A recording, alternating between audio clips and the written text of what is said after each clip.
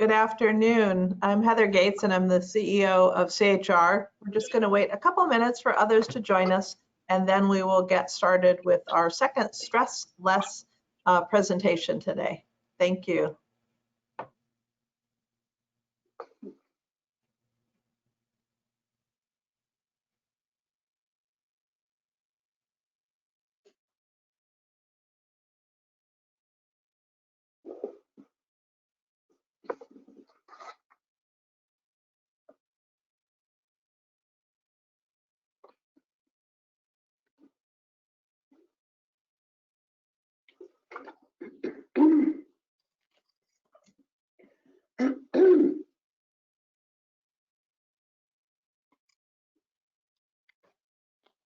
Okay, let's go ahead and get started. I'm sure there'll be some other folks who continue to join. Again, I'm Heather Gates and I'm President and CEO of CHR.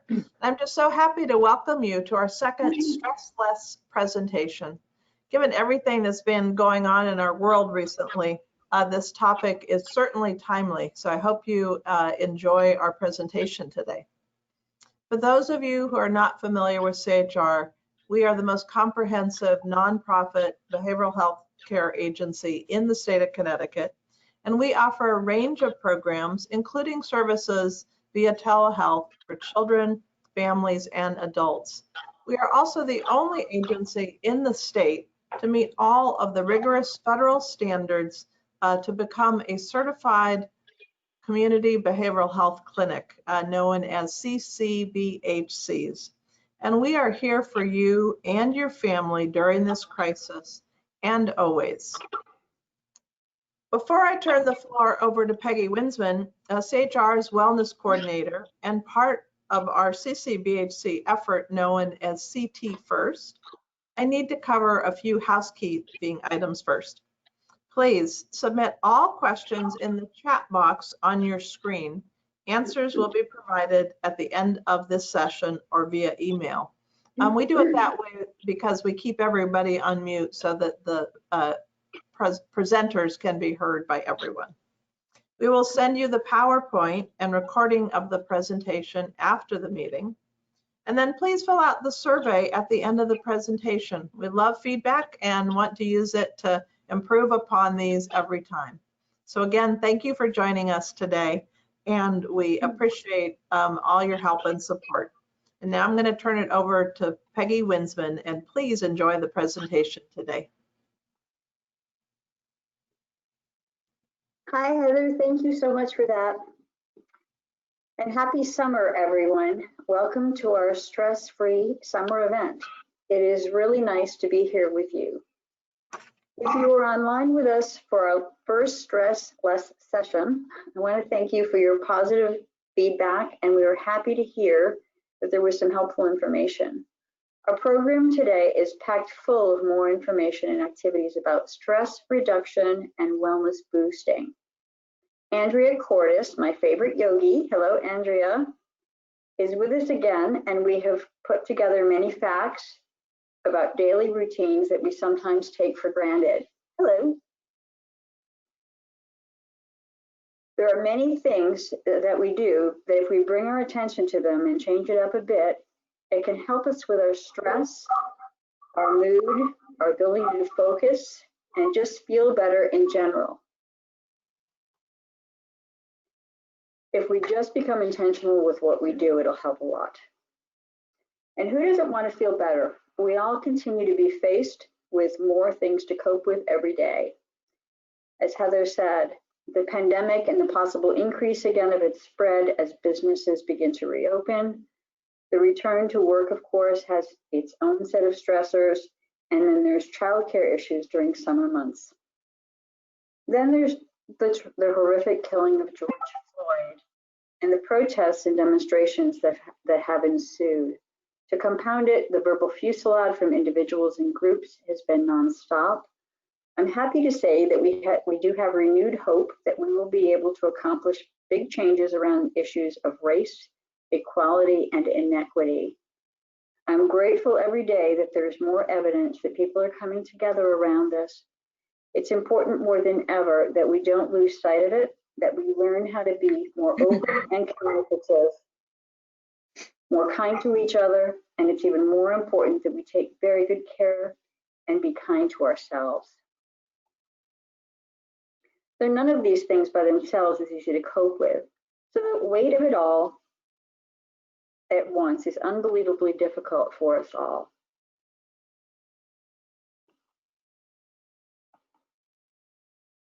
If you're struggling with focus, sleep, overeating, overdrinking, feeling stressed more often, you're not alone. The National Institute of Mental Health reports that 1 in 4 of Americans will experience prolonged anxiety at some point in their life. And that's under normal circumstances without COVID. I am also so grateful that CHR has always been and continues to be committed to improving the mental and physical health of everyone, despite race or class, and that we can come together in many ways, this being one of them, to work on ourselves and our relationship to others. I believe this is how we become happier and healthier. So this is the 6 tenets of wellness: thoughts, breathing, hydration, rest, nutrition, and movement. They're all things we can bring our attention to and change up a little bit to improve how we feel and how we get through our days. We're going to focus today on nutrition and movement.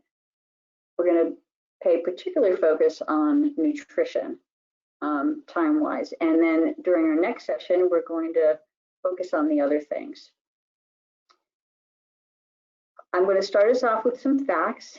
Andrea is going to do a smoothie demonstration and talk about a couple of her favorite recipes that are both nutritious and delicious. And we will both do a little exercise.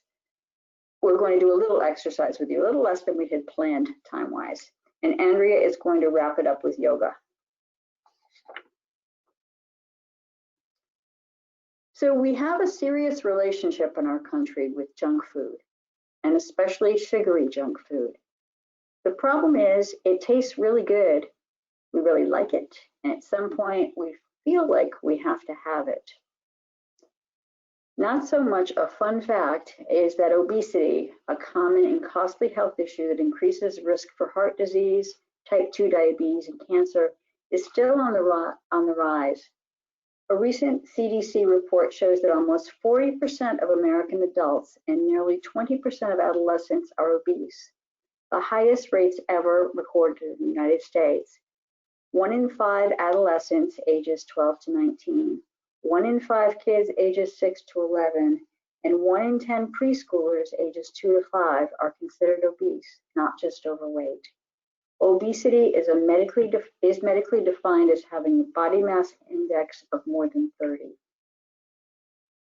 Overweight and obese children have a higher risk to stay obese, and childhood obesity is linked to a higher chance of early death in adulthood. Over 70.7% of Americans are either overweight or obese, meaning that an unhealthy weight has become the norm. Normal weight Americans, those with a BMI of less than 25, are now in the minority. Unhealthy weight is not just a problem in the United States, it's a worldwide epidemic, and there are many reasons. Unhealthy diet and a lack of exercise are among the largest. There's still a huge amount of cheap, accessible, highly processed food available everywhere and almost any time of day or night. Race, ethnicity, and income levels continue to be determinants of these health outcomes. Despite people doing more recreational activity these days, the overall activity level, household activity, and occupational activity has decreased in recent years. And inadequate sleep is a risk factor we will talk about more the next time we meet.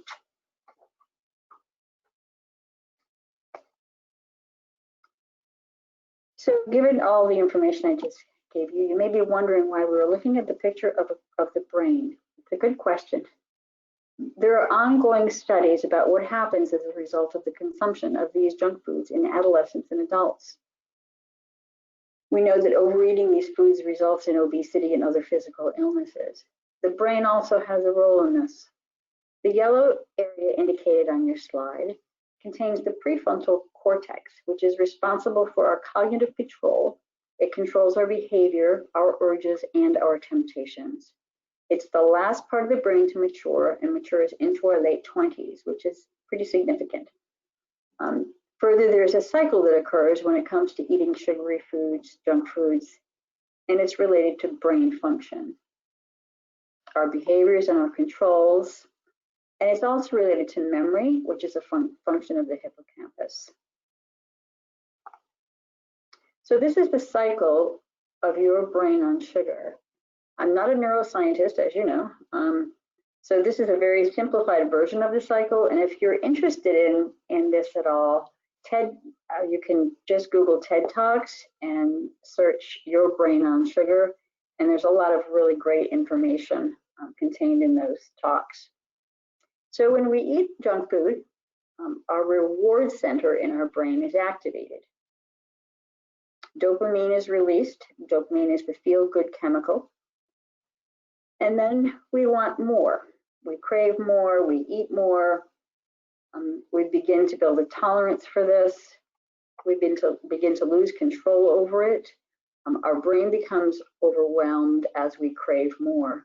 And then more receptors are created for dopamine, and our brain becomes hardwired in this way.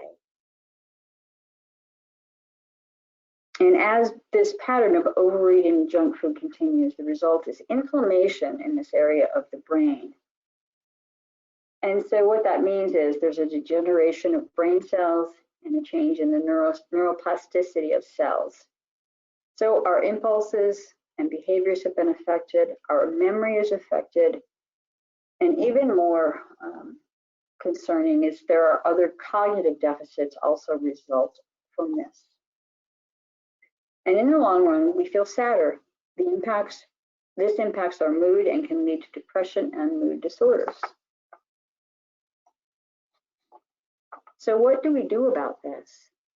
Well, the most important thing that you can do is really focus on eating junk food in moderation, limiting yourselves to what you eat that way, and learn what foods you can switch out. Nutrition and physical activity make a really big difference. Both things are going to help decrease the inflammation of your brain. You want to pack your diet with antioxidants and omega-3s.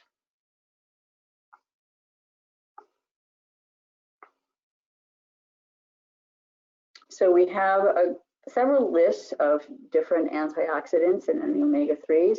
And these slides will show you the potency of all the different things. Interestingly enough, spices are contain the highest potency of antioxidants. And it's really easy to add spices to a lot of different foods. I've been putting cinnamon in my coffee lately because I've been reminded of that. It's really good. When you registered, you received a link for some recipes as well as a list for the 13 best and worst snacks for inflammation. And I love this list. It's got some really great snacks on there, but it has some things that, like crunchy orange snacks, you should not eat those. And it tells you why, and it gives you some things that you can do or things you can make instead. And Andrea is going to help you with that too. She's got lots of great things that she's cooking up for you. So this is a list of beans, grains, and seeds that are high and also high in antioxidants. And then the next slide will show you the omega-3s, which are the most important fats for you: salmon, tuna, avocado oil, avocados, nuts and seeds, eggs. These foods are going to suppress inflammation that cause diseases like Alzheimer's, heart disease, arthritis, and more. So in conclusion, good nutrition, physical activity, and a healthy body weight are essential part of a person's overall health and well-being. Together, those things can help decrease a person's risk of developing serious health conditions such as high blood pressure, cholesterol, diabetes, heart disease, stroke, and cancer, as well as depression and mood disorders. A healthful diet, regular physical activity, and achieving and maintaining a healthy weight are really important in managing health conditions that we might already have, so they don't worsen over time. With that, I'm going to hand you over to Andrea with her delicious snacks.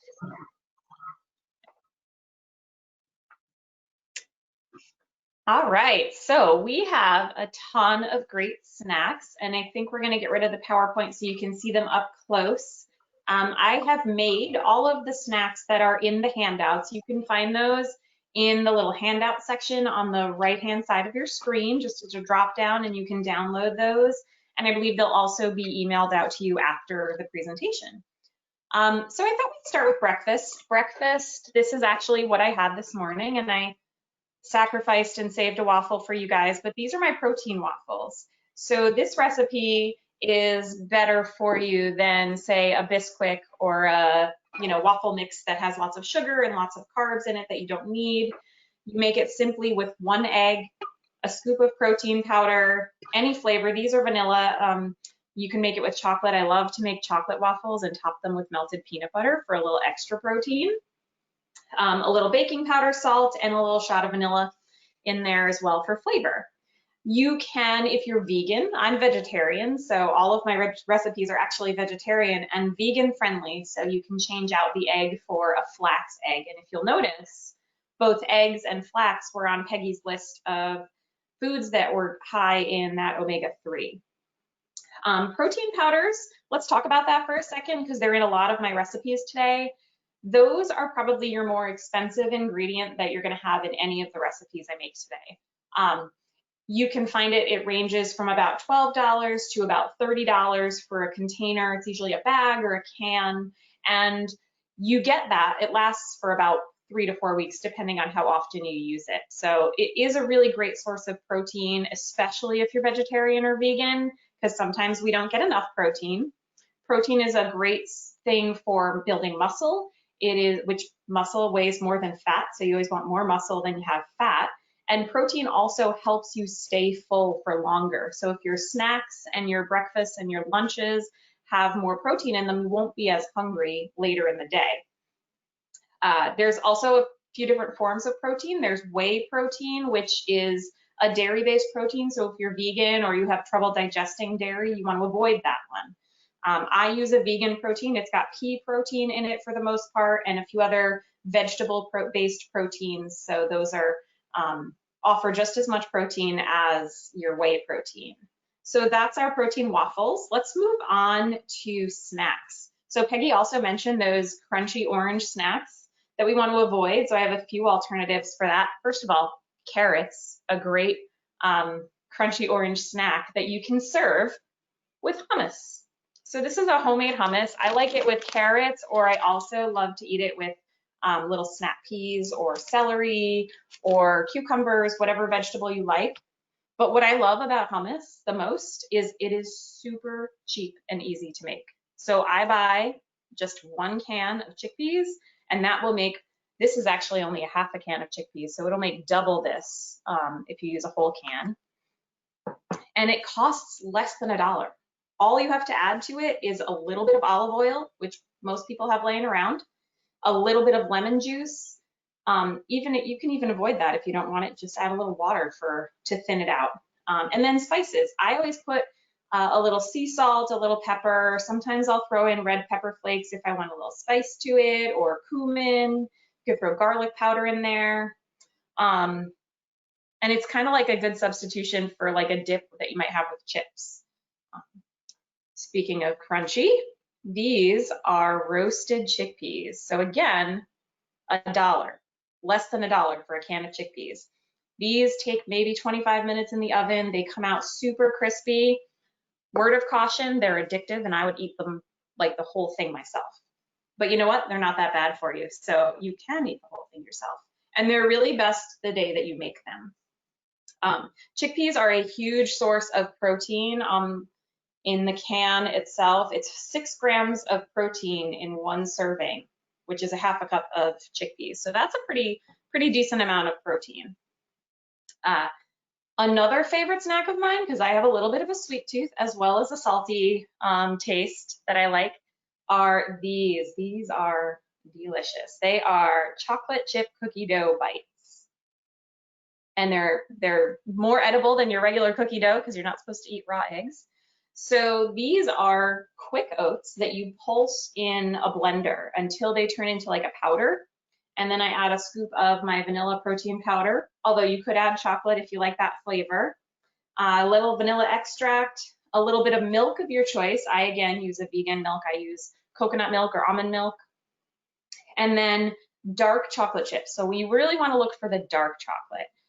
It's got less sugar than your milk chocolate or your semi-sweet chocolate. You can actually get a vegan dark chocolate as well, which has zero milk products in it whatsoever.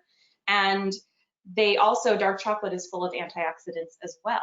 So these are in your recipe packet as well. And then my absolute favorite, nice cream. How good does that look? So that is chocolate nice cream. And nice cream, you might think I'm saying it wrong and I'm trying to say ice cream, but it's really nice cream. It's made out of literally frozen bananas. You take frozen bananas, pulse them up in a blender or a food processor. I use a food processor. I think it works a little bit better. And you just keep pulsing it until it turns into the consistency of ice cream, which it will over time. If you like it a little softer, which I do, add a little of your non-dairy milk or your dairy milk. If you do dairy, that's fine too.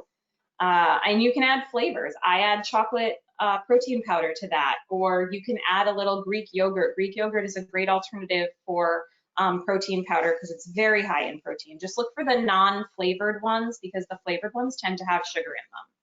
You can add frozen berries to that, and we'll talk about that in a second, but you can make strawberry. You can add the dark chocolate chips to make chocolate chip, a little mint extract, make mint chocolate chip. So that's your nice cream. Regular ice cream sometimes costs about $5 for a half gallon. I can make about a half gallon for maybe $2 with all my bananas. You want to freeze your bananas chopped up small so that they're easier to get into the blender or the food processor. So last but not least, we're going to talk about smoothies. I have one pre-made and then we're going to make one together.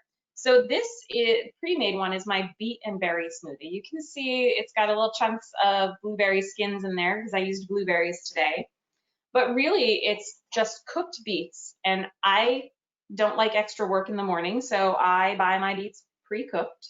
These are steamed and peeled beets that you can find in the produce section, and they can stay in the fridge or you can throw them in the freezer as well. So it's a couple of those, a little frozen, a little spinach. You can either have fresh or frozen. I like baby spinach myself, but regular spinach works fine. Both beets and spinach are super high in lots of antioxidants and lots of vitamins. There's vitamin A, vitamin C, potassium, magnesium, iron. Both of them have fiber, calcium even, and beets in particular. So this smoothie is great for muscle recovery. I'll drink this after a hard workout because beets will help with that muscle recovery. There's also a lot of anti-inflammatory properties in both of those. You can add either a chocolate or a vanilla protein powder to this. I added vanilla today to this one, and I added blueberries as my berry. But you can really add whatever berries you like or have. If you like a thicker shake, you can add some ice and thicken it up. That's another option as well. So literally toss it all in a blender. I use a blender cup, but if you have a regular blender, that works too. Just pour it in a cup afterwards. And it's about 200 calories for the whole thing. Lots of fiber, lots of protein. So you can't go wrong with that.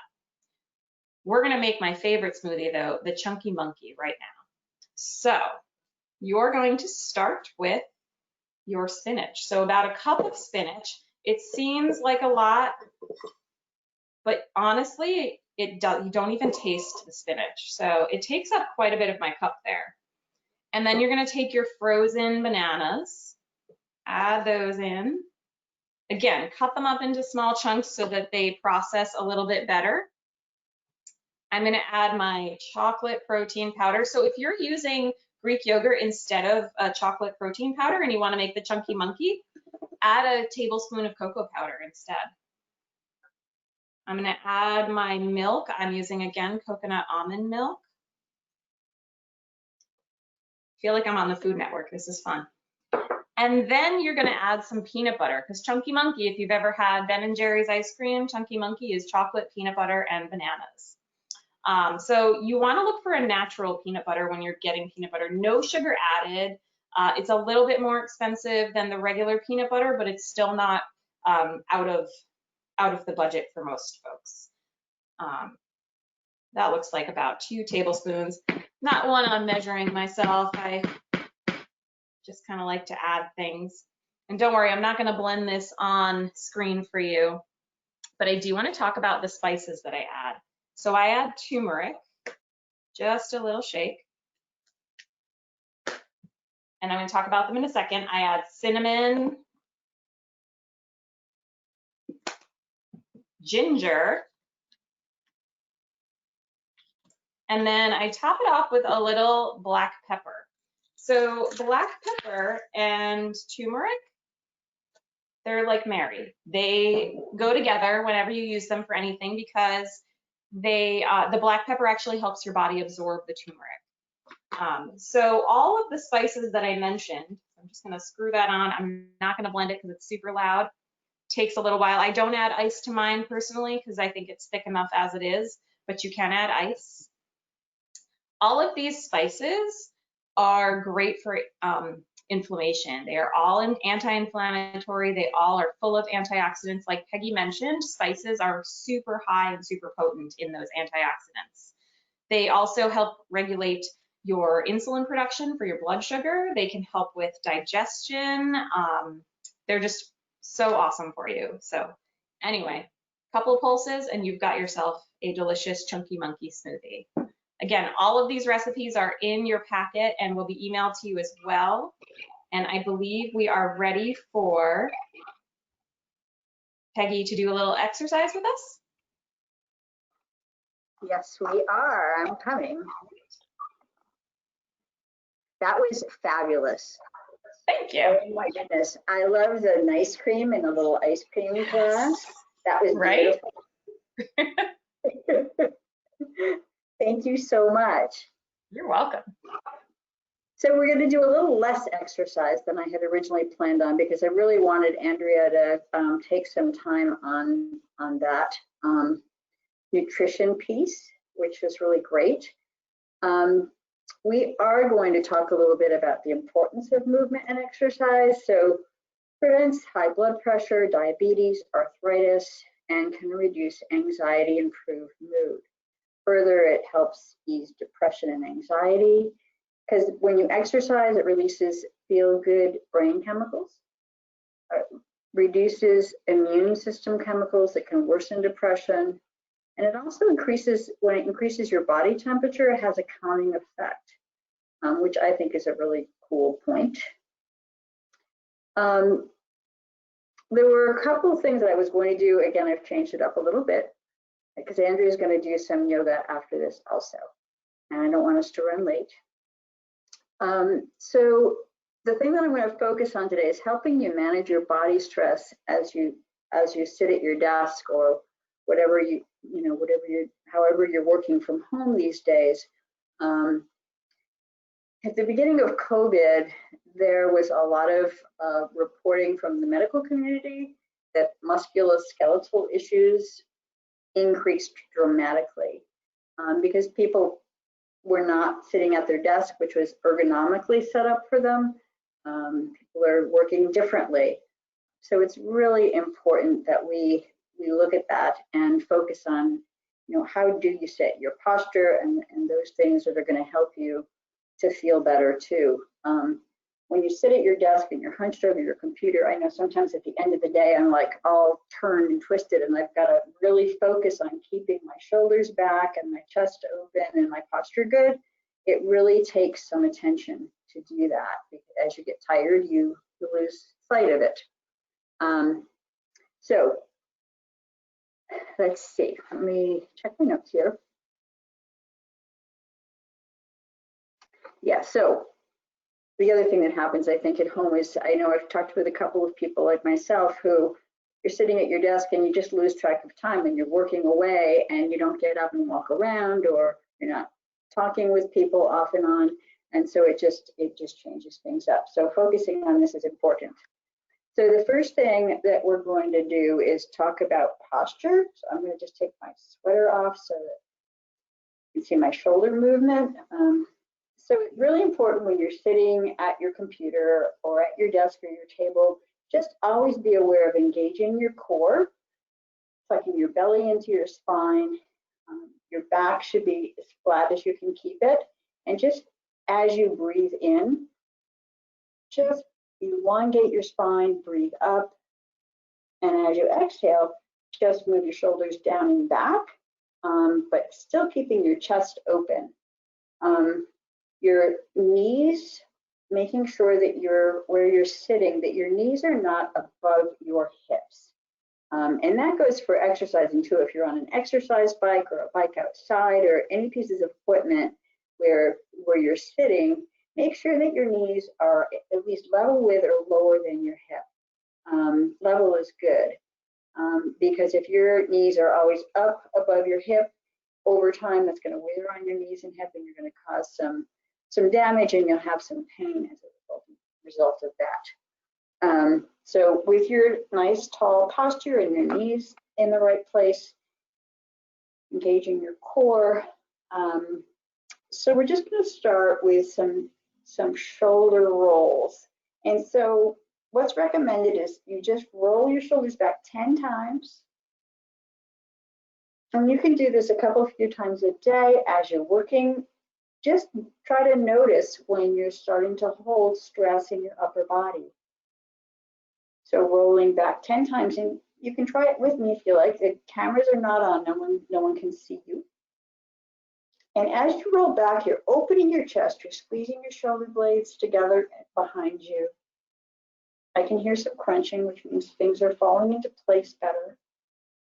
And I forgot to count how many times I'm doing this, so I've probably done it more than 10 times. And then you can squeeze your shoulder blades together behind you. And you do that for 15 seconds at a time. And repeat that 5 to 10 times. So shoulders are down and back, and just squeezing the shoulder blades right in the center of your spine behind you. And I am going to count this one. So 15, and then release it and engage it again for 15 seconds. I'm not going to do it 5 or 10 times, but just so you get the idea. Keep squeezing. And every time I do this, I feel better. I can feel my chest opening, my heart opening, and my posture gets better after I do it. And then release it. The other area that we hold our stress is in our neck, right around here, our scapula and our traps. So just sitting with your good posture, tip your head to whichever side, your ear to your shoulder, and just tip it so you can begin to feel the stretch along the opposite side of your neck. You can add a little bit of pressure on your head, doesn't have to be a lot, and you can put your arm behind your back. If that hurts, don't do it. That's one of my rules, is don't do anything that hurts you, ever, because it'll just make it worse. And you're going to hold that for 20 seconds. And you're going to do 5 times on each side. And back to center, other side, keeping your posture good, keeping your shoulders still. Feel pressure, opposite arm comes back.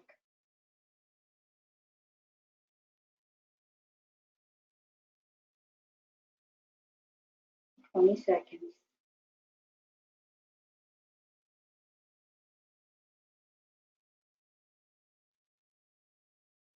And I can just feel the release of tension as I go. And back to center. And the last one is for your scapula. Turn your head toward your shoulder. Try to keep in line with your shoulder. And then look down towards your armpit. Have a little pressure on the back of your head if you can. Arm behind you, 20 seconds. And again, if it hurts to bring your arm back there, don't do that. This is good enough without it.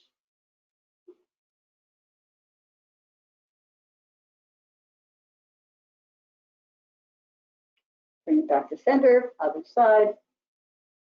And again, a little bit of pressure.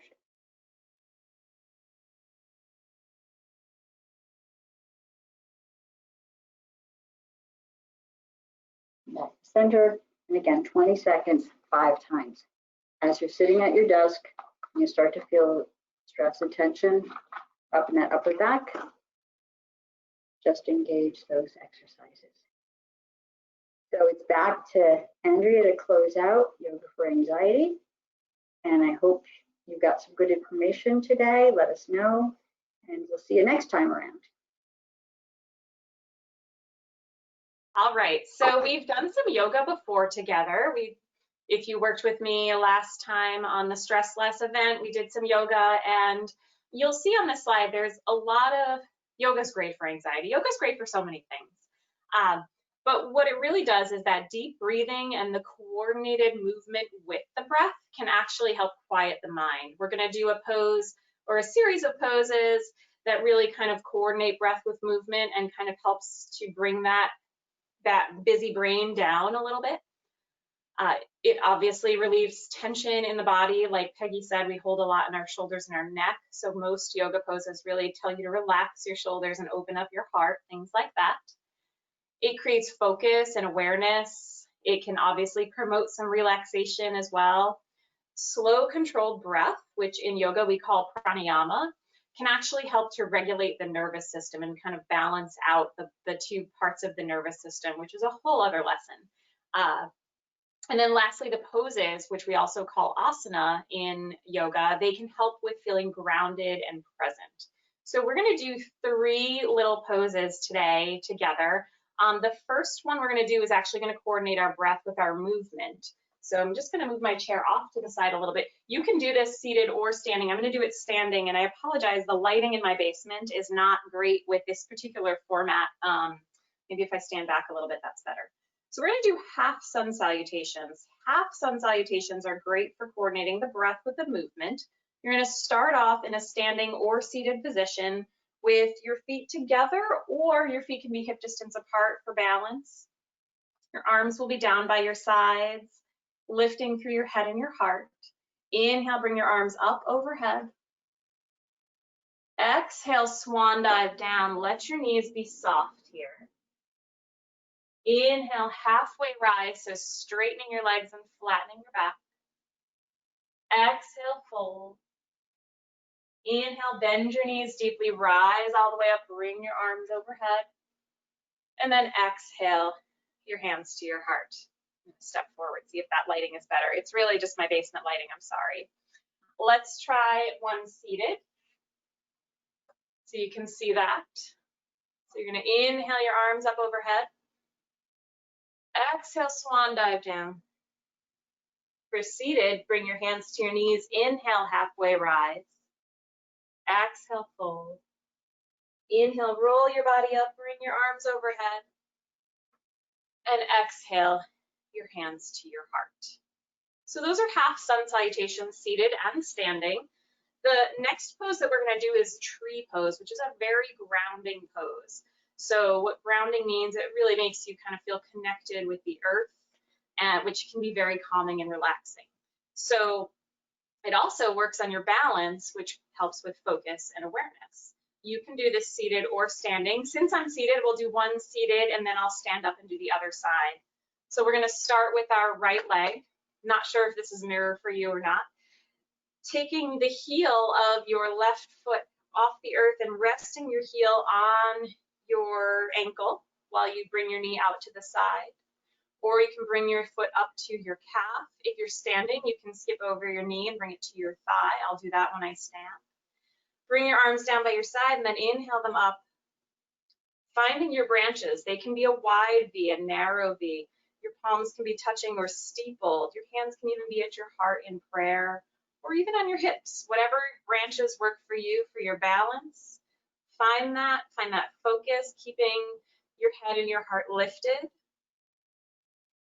Breathing full deep breaths, that's always a rule in yoga. And then releasing that down. I'm going to do a standing tree on the other side. So shifting all of my weight onto my left leg, and I'm going to lower this a little bit too so that you can see my feet a little better. You won't be able to see my head so much, but you'll be able to see my feet a little bit better. Rooting down, grounding through that left leg. Lift just the heel of your right foot and spin your knee out to the right. So here's where you can have your toes on the floor, your foot on your calf, or skipping over your knee, because that's called bad. Don't do that. It's not good for your knee. Or you can be up by your thigh. Again, finding your branches wherever they are, taking a few breaths. In yoga, we have a word called a drishti. It's called a focal point. So you want to find something that's not moving that you can stare at to help with your balance. It also helps with focus. It's really hard to think negative thoughts when you're trying to focus so much on your balance. So that's why this is another great pose for focus and awareness. And then bringing your branches down, bringing your foot down. I am going to lower my camera even more to show you legs up the wall. One of my favorites. So legs up the wall you can do with a chair or a wall.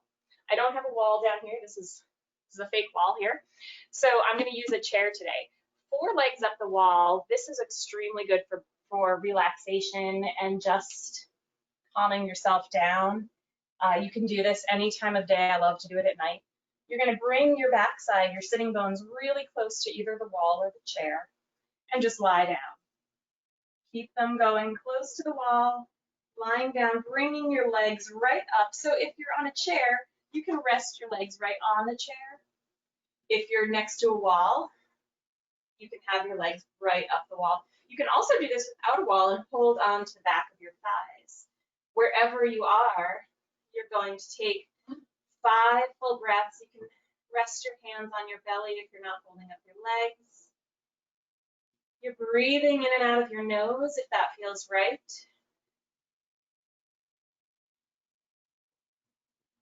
And you can do this with me again if you feel comfortable doing that, or you can just put it in your memory bank and do it later on today.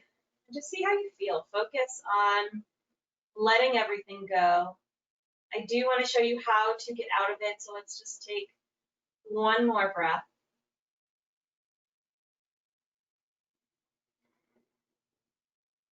So wherever you are, whether you're on a chair, a wall, or holding your legs up, you want to gently slide your legs down and roll onto your right side. I'm rolling onto my left because of the camera here. So roll onto your right side. Give yourself a moment here before you come up, because you don't want to come up too quickly, because especially having your legs over your heart for a little while is not great to come up really quickly. So use the strength of your hand to press yourself all the way back up. And then always take a moment before you come all the way back up. So you always want to just let your body kind of pause after each one. So those are just a few quick little yoga poses you can do throughout your day for relaxation, focus, easing tension, coordinating breath with movement, all of those things that will help with decreasing anxiety and stress. All right, thank you. Who's next? That'd be me. Yes. Hi, everyone. I'm Maureen McGuire with CHR, and I just want to thank everyone for participating. We did not get a chance to answer questions, but you can still submit questions, and we'll get back to you in a few days with materials and a video of this presentation. So if anything you want to watch again, the recipes, the exercises, it will all be there for you. And just if you're not familiar with CHR, please visit our website, chrhealth.org. We're here for you as a resource today and always. And please complete the survey, and we'll hope to see you next time. Thank you. Everybody stay healthy. Bye-bye.